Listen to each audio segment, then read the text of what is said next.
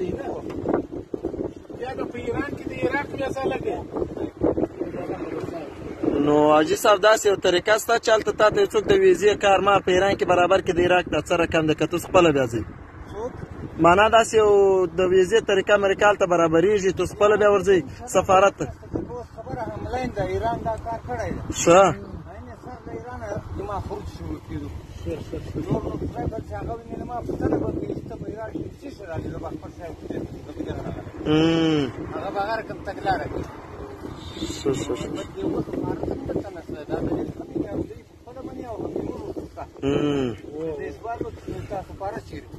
نو حاجي صاحب پرون داسې ویډیو نشر شوی چې شیخ حماسي صاحب ویلی ولدی چې مار ځګی ولدی زموږ سره په تماس کې په تیارې کې هسه و نو یعنې ستا یقین دا دی چې ته پر دغه باسکل باندې ولاړ سې نه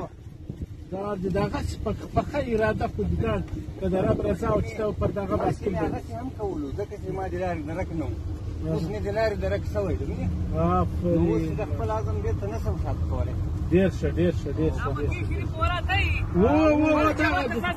راځه دا ورسره ځمه دی خو نه دی بېکاره دا له خیره سره فریضه ادا کوم خدای خالق امر د هغه په ځای کوم که ولاړې زموږ د ځایه به هم دعاګانې کوي او درود به رسول الله مبارک ته وایي نو موږ ته انشاءالله ورته دغه اجال چې زما سره پر بغل را سره و باداره تې نصیبه وکړي خپلو بیتې ته سره او موږ ټولو ته به دعا کوي انشاءالله د خیر ستا سره څه خدمت کولی شي ابراهیم علیه السلام د الله نظر ورسوي آمین الله دې وکړي خدای پاک دې پیاده کړي ما ته دې هم خدای پاک آمین که دا نور خلک هم خواهش کړي چې ستا سره خبرې کوي درته ولاړ سلام علیکم